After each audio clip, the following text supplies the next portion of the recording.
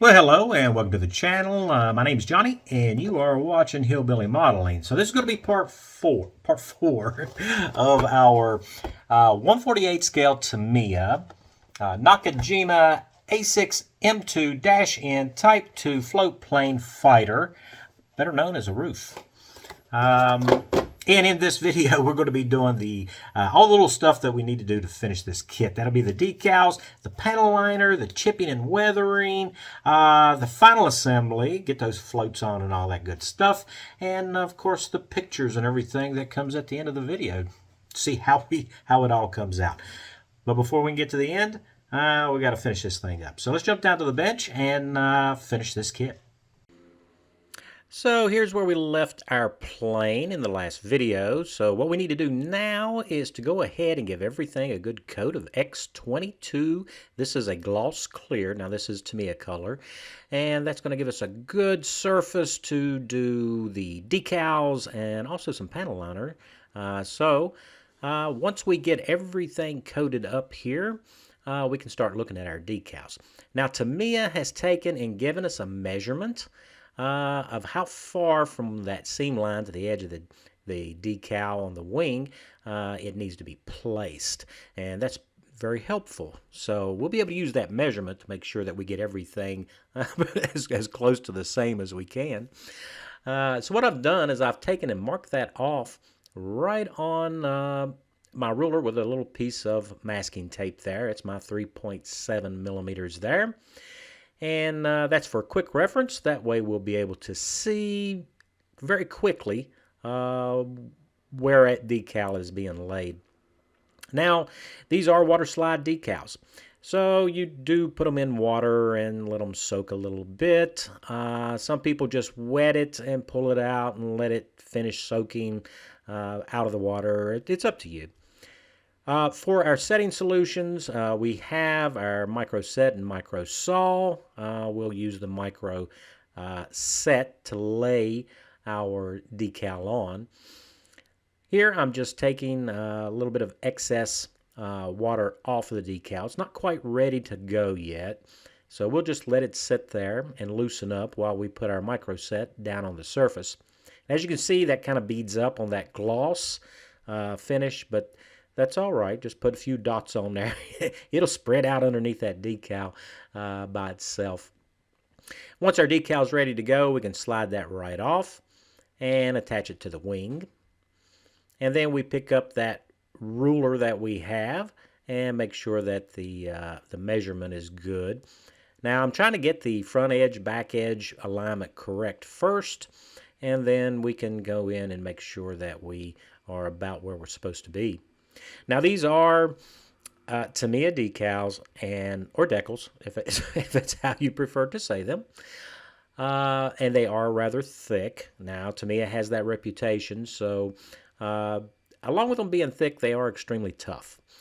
So that's one good thing. Here I'm just going to roll it out and get all the air out from underneath it, and then we're going to take and put some micro saw on top of the decal.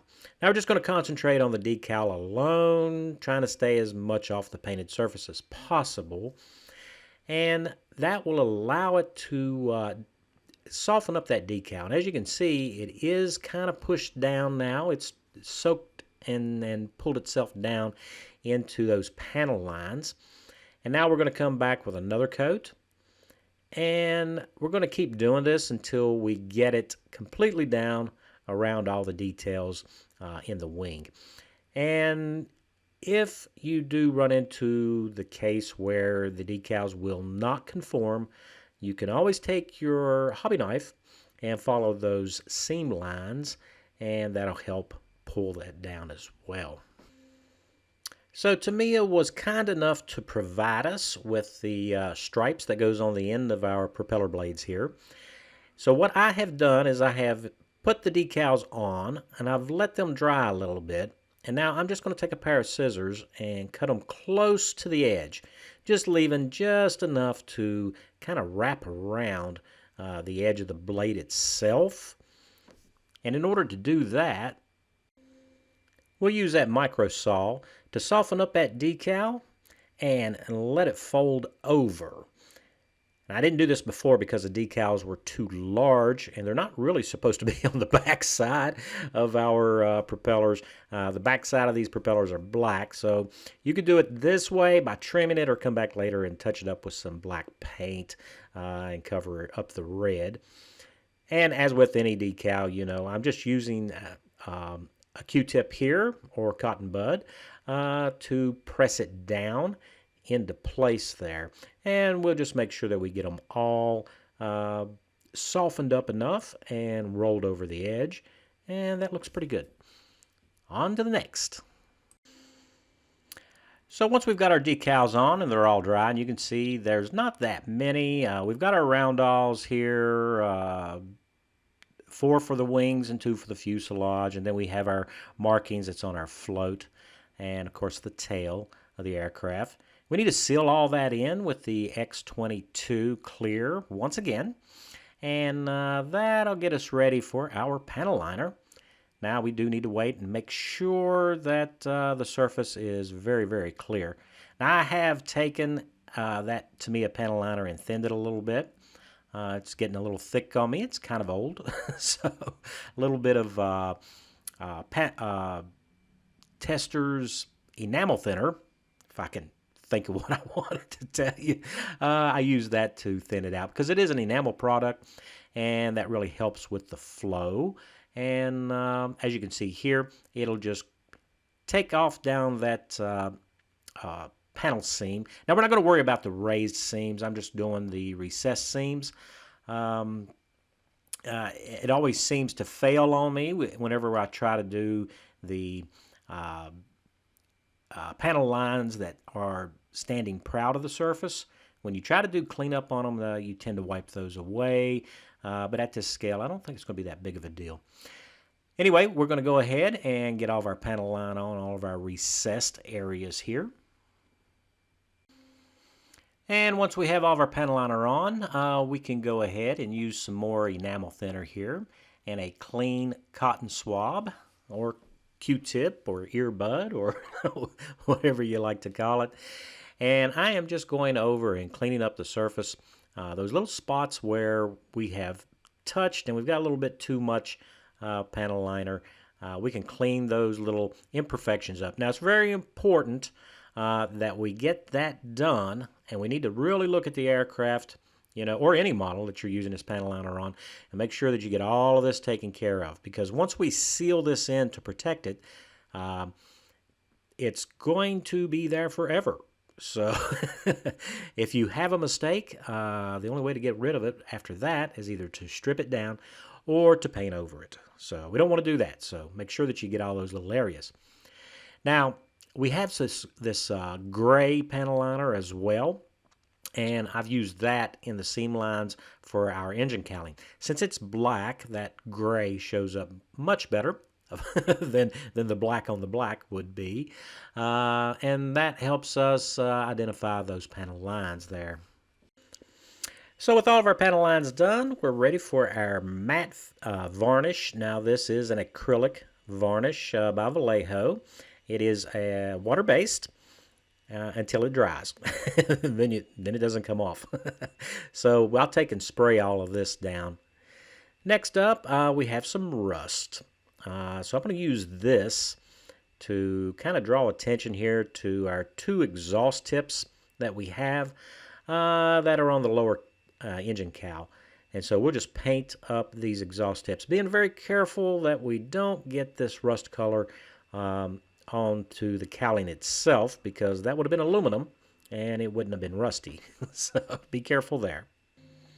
So now it's time for a little bit of dry brushing, and what I'm doing here is actually I'm kind of trying to clean up a little bit of too much of it. I was using the Tester's flat steel to dry brush. Oftentimes these bombs, before they have their tail fins assembled onto them and the detonators and they're put on the aircraft, they are rolled around, and they're going to have these wear marks on them most of the time. So a little bit of dry brushing there to kind of simulate that, and gives a little bit more detail to our ordnance. So we have 2 bombs to do, so we'll do those up. I'm also going to use that flat steel color to show a little bit of wear on the spinner and on our propeller blades as well. Now, that probably isn't the most realistic, but when you've got a bright, shiny silver surface, how do you show bright, shiny scratches? So I didn't want to use chrome, so I went with the flat steel in this particular case, just to show a little bit of the blade edges being beat up some. So we're going to continue on with our dry brushing, but we're going to switch up to this enamel silver instead of the flat steel. It's a little bit brighter, but it's more realistic for our ladder here, which I'm assuming was probably aluminum. Don't know that for sure, but we're going to use that to highlight the wear areas, say on the runs of the ladder, and also on the vertical sides of the ladder as well, where the crew and the maintenance people will be grabbing onto this thing. So a little bit here and a little bit there. Just show a little bit of wear on it there. And as you can see here, that's kind of what we're going to go with. And that should look pretty good. Now, we're sticking with the silver, but what I've done is I have taken and masked off the access panels for our wing cannons here. And I'm just doing chipping right now, right there around that panel and around the little screws and stuff that the crew would be accessing when doing maintenance on the guns. And the tape helps us stay mainly on those panels. You can use this technique all over the aircraft if you like. Later on, we're going to be doing something just a little bit different, but for these panels, we'll be doing that. And once we're done with those panels, we can just pull off our tape and move on to the next area that we would like to chip up. So we're going to continue with our chipping with that silver color. The way we're going to do that, though, is we're going to load the brush up, and then very carefully, we're going to flatten this brush out into kind of a chisel point. And as you can see here, the paint will help hold it in a nice flat chisel. And that's what we need in order to take care of some of this chipping. As you can see in this photograph here, a lot of the seam lines where the different fuselage plates and the panels on the wings and everything come together tended to flake off quite a bit. So we're going to try to simulate that as best we can on our model. And using that chisel point, we can be very, very selective where we want this paint to go. And as you can see here, it works very well for doing long, very random. That's the important part. You want to make sure that you stay as random as possible for these chips. And as you can imagine, there was a lot of wing loading and stress on these panels, and that is probably the reason why the paint chipped off in those areas. And that also helps to emphasize these panel lines in different spots. So you don't want everything to look the same in lineup. Just be very random when you do it. And we can also use this technique to integrate our decals into the model. So next up, we're going to stick with the silver. That's our equivalent of aluminum in this particular case. There are areas on the aircraft, like on the nose of this float, where the paint has been worn real thin. Now you'll also have this effect maybe around the cockpit area and the tops of the wings next to the fuselage, where maintenance crews and the pilot have been walking on it and getting up against the paint. So the paint will be worn thin, but simple dry brushing doesn't really work too well. So to show you how I did that, now I do have this old wing part here. And typically, you know, you load your brush up and you unload most of the paint to try to do some dry brushing. But as you can see here on my test piece, you tend to get sometimes some real brush strokes in there, which you try to blend out later, and that can be somewhat of an issue. As you can see there, it's kind of too much paint. So the way we take care of that, and as you can see there, see how quickly it can go wrong for you, and then you've got a boo-boo to try to blend out. So the way to take care of that is going to be to clean your brush, and I'm just using this old part as a transfer piece. Clean the brush with it being slightly damp with some enamel thinner, and we're going to go back and pick this paint up right off of that surface, and we're reloading that paint onto our brush. Then we can move over to the model, and we can very carefully put this in. And that's going to help us simulate the thinned paint from wear without having those terrible brush strokes and everything that you're going to have to try to blend out later, and you may end up with too much paint. By doing it this way, we're just picking up the pigments and putting them down onto the model in the areas that we want. And of course, if you need it to be a little bit shinier, you just lay in some more of that pigment on top of the previous layer that you put on, and you can vary the depth of the actual effect. And we don't have to worry about all of those unwanted brush strokes which can show up if you're trying to actually dry brush. And as you can see here, I'm just using a stippling motion here to apply those pigments, and we just keep working the area over until we get it to look the way we want it. Now, as you can see here, that's kind of the effect we've got going on, and it gives the illusion that the paint has been worn through to the aluminum, and that's looking pretty good. I'm kind of pleased with that. And we don't have any horrible brush strokes or anything that dry brushing can leave that we'd have to blend out. Now we can use this effect as well on the side of the fuselage where the pilot is sliding in and out of his cockpit area, and that gives us a nice look. Now you can do this as heavy or as light as you like. You just keep applying more and more pigment until you get it the way you would like to have it. Just remember that we are going to seal this in with a flat clear coat to take all that super shininess off of all of our weathering, chipping, so it will blend that down. So when it comes to that, we'll use our matte varnish once again to seal all of that in.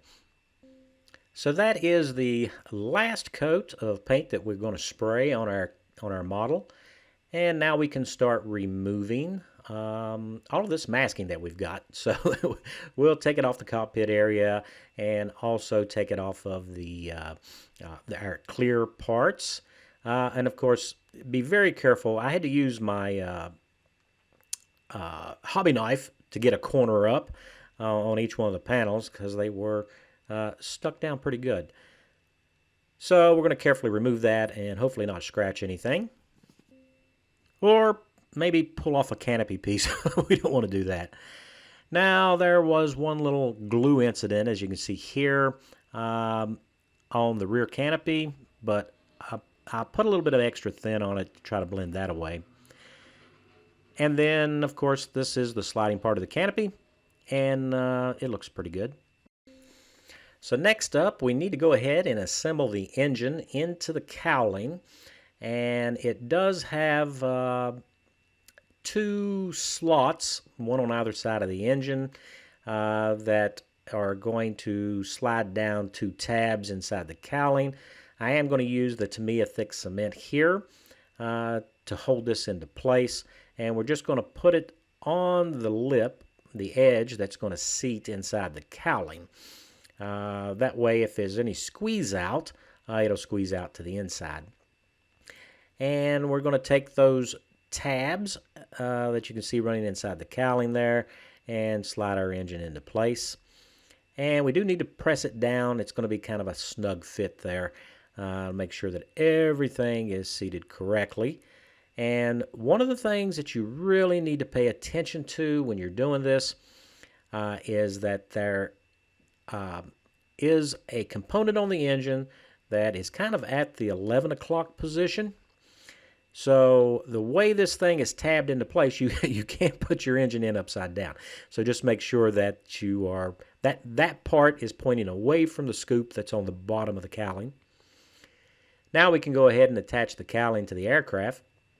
Once again, I'm going to use the thick cement. I'm going to put it on those locating tabs. That's going to be on the fuselage with the corresponding slots. And then, of course, just a little bit on the inside corner of the cowling itself, because the fuselage kind of tapers away into the back of the cowling there. So we just wanted to get just enough glue on there so that everything will seat up. And I'm sorry, I'm almost out of frame here, but we do need to line our cowling up, and then we need to shift it center of the aircraft because there is a little bit of lateral movement there, and we just want to make sure that we're even on both sides.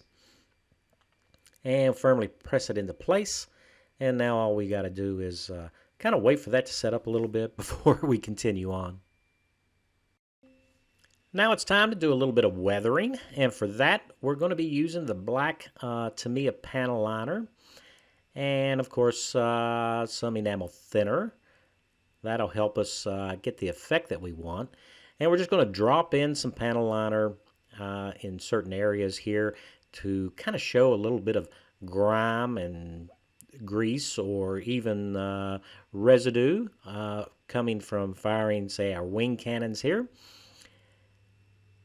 And with a clean brush and a little bit of enamel thinner, we can start to pull that panel liner down in the same direction that the wind stream over top and underneath the wings would have been going.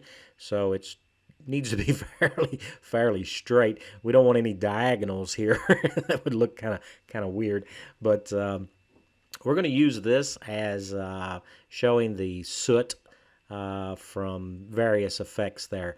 And we can just keep doing this and get it pulled down to where it looks the way we want it to look. Now, for some people, you may want more, and you can always add more of the panel liner and work that in. Or you can use the enamel thinner to wipe it off if you get too much. Now, that flat clear coat is really going to help us in this respect, because these pigments will kind of grab on to the matte clear coat. And then we can also feather it and blend it a little bit with some stippling action, and just work with it until you get it looking the way you want. So there we are. We're partly finished with this one wing surface. I think I'll go back in and add more for our cannons. I kind of want that a little bit dirtier, like it's been attacking shipping and what have you. And so we just lay more of that panel liner right over top, and that stippling action there. It kind of lifting some of that pigment up and kind of blending it out. just keep adding it. Now it's going to turn a whole lot flatter in appearance once it fully dries, so it kind of blends in a little bit. And if you make a mistake or you got too much, you can always easily take that off. And of course, we don't want to forget about the underside of the wings and also the exhaust. There would be exhaust trails coming from those exhaust manifolds from our engine cowling, so we'll go ahead and do those as well. And it comes off very easily with the enamel thinner in the event that you have too much or if it's too intense, and you just got to work with it. So next up, we can go ahead and attach our ordnance. So we're going to be putting our bombs on, and I'm just using Tamiya extra thin here, and just get the bomb in place. Now there is a little bit of wiggle room here. We do want it perpendicular to the wing surface, so we want to get that lined up and then check it and make sure that it's not offset. And it looks pretty good. One other bomb to put on. And once we get our bombs on, we can start attaching our floats. Now I'm using the thick cement for that, and I'm almost out of frame. I'm sorry about that. I'm not the greatest cameraman in the world. But the thick cement will fill any voids, and we just want to make sure that the wing floats are they should be perpendicular to the water surface, not to the wing surface. So they do dangle straight down. If that's, I hope you understand that. And we'll just let that set up and dry. So we have our ladder to attach, and that's going to be using the medium CA glue for that. And I'm going to use a little bit on the top connection point there. Now there is a little recess in the bottom of the fuselage where fuselage, if I said that right, where the ladder goes. And we'll just attach our ladder and make sure that it is the two little legs on the bottom are flat against our center float there. And once that has set up a little bit, I'm just going to use the Tamiya Extra Thin to secure the bottom portion of the ladder. So this ladder would not be attached if the aircraft is in the water or if it is in flight. So this is just for display when we have our aircraft sitting on our trolley. Next up, we'll put our sliding canopy into place. And I'll just touch that with a little bit of Tamiya Extra Thin and let it run around the contact area there where it's touching the actual fuselage, and that'll secure that for us. So with our canopies in place, the next thing we need to do, I guess, is to go ahead and put in our antenna, which is a wire. So for that, we're going to be using the fine easy line, and we're going to attach it to the vertical stabilizer here where our rudder is mounted. So a little dab of CA glue there, and then we're going to carefully attach the line to it. And of course we're going to have to wait for it to grab. And once it takes hold, we do need to kind of flatten down this easy line a little bit. It's kind of wanting to curl up from the CA glue a little bit. And with that done, we can go ahead and add the CA glue to the top of the mast here for our antenna that comes up out of our rear canopy. And with that in place, we can go ahead and put just a little bit of tension on our easy line because it is an elastic line, but we don't want to overstretch this thing.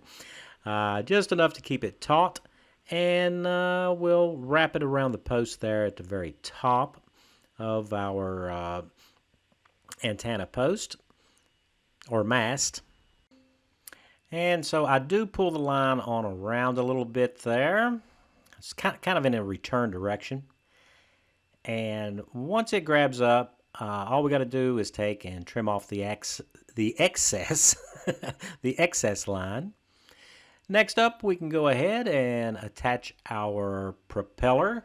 Now it's kind of a friction fit here with the paint that's on the actual shaft, so no cement needed there. So let's go back to our instructions. We do have the call-outs for what colors our navigation lights are. They are calling out a blue for the right and red for the left. And I kind of thought it was supposed to be green, but I don't know for sure. And then, of course, our tail light is supposed to be white. So here's the colors we're going to be using. And this will be the Tamiya transparent colors. This is the X23 clear blue. We'll do that for the call out for the right light. And then the red for the left, which is X27. That's also clear. And then we have our smoke, which is X19. And we'll use that for our tail light.